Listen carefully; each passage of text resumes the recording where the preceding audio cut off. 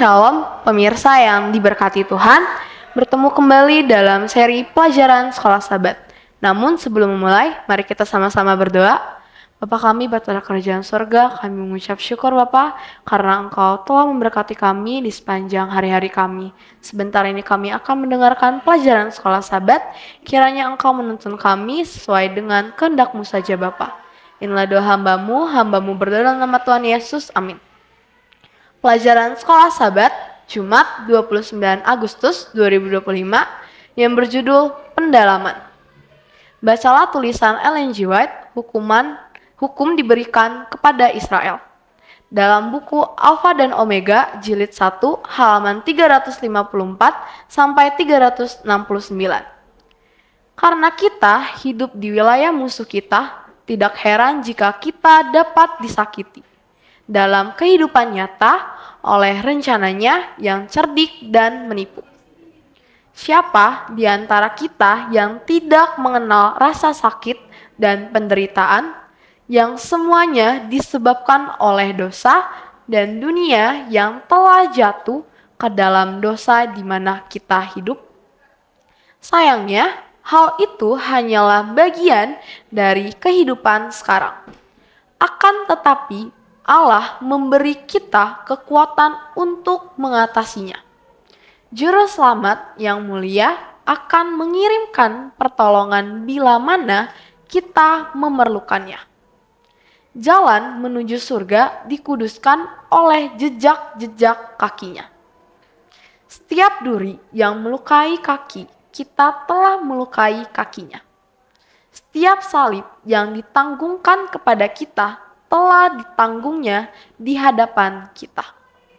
Tuhan mengizinkan pertentangan-pertentangan untuk menyediakan jiwa-jiwa bagi kedamaian.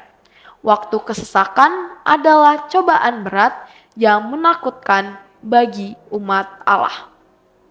Tetapi waktu itulah masanya setiap orang percaya yang benar memandang ke atas.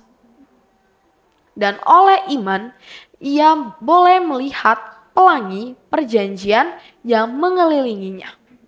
Ellen G. White, Alfa dan Omega, jilid 8 halaman 667.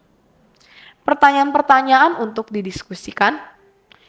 Pertanyaan pertama, selama berabad-abad orang-orang telah bergumul dengan fakta bahwa Tuhan telah mengusir bangsa-bangsa kafir dari tanah mereka. Dan kadang-kadang bahkan memusnahkan mereka. Hal ini memang meresahkan. Namun, bagaimana menyadari bahwa kasih Allah juga harus menyatakan keadilan akan membantu kita untuk percaya bahwa bahkan dalam peristiwa-peristiwa ini kasih-Nya bukan hanya keadilannya telah dinyatakan. Pertanyaan kedua, pikirkanlah lebih banyak lagi tentang fakta bahwa Yesus berkata tentang mengasihi orang lain, bahkan musuh-musuh kita dan bahkan mereka yang membenci kita. Dia berkata kepada kita, "Karena itu haruslah kamu sempurna sama seperti Bapamu yang di sorga adalah sempurna." Matius 5 ayat 48. Mengapa Yesus memberikan perintah ini setelah perintah-perintah lainnya?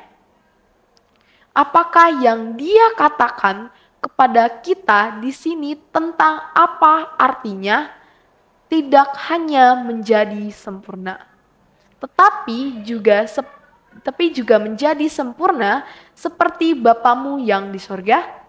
Pertanyaan ketiga, Rasul Paulus memiliki sikap yang positif dan mengangkat terhadap hukum Allah dan fungsinya, namun ia menentang penyalahgunaan hukum. Apakah arti dari pernyataannya, kamu tidak berada di bawah hukum Taurat, tetapi di bawah kasih karunia? Roma 6 ayat 14. Apa sajakah cara-cara yang dapat membuat kita menyalahgunakan hukum Taurat? Apakah perbedaan antara keadilan, dan pembalasan dendam? Apakah keduanya merupakan konsep yang sama sekali berbeda atau hanya manifestasi yang berbeda dari ide yang sama? Bagaimanakah kita tahu bahwa keinginan kita untuk mendapatkan keadilan bukanlah keinginan untuk membalas dendam? Tuhan memberkati. Mari kita sama-sama berdoa. Bapa kami Bapa kerajaan surga, kami mengucap syukur Bapa karena Engkau telah menuntun hamba-Mu ini dan juga menuntun kami untuk bisa mengerti akan segala pelajaran sekolah Sabat yang telah kami baca dan kami dengar. Bapa, hamba-Mu ini berdoa Bapa untuk orang-orang yang ada di sekitar kami, kiranya Engkau memberkati mereka, yang sakit Engkau sembuhkan, dan yang sedang dalam pergumulan kiranya Engkau menuntunnya Bapa.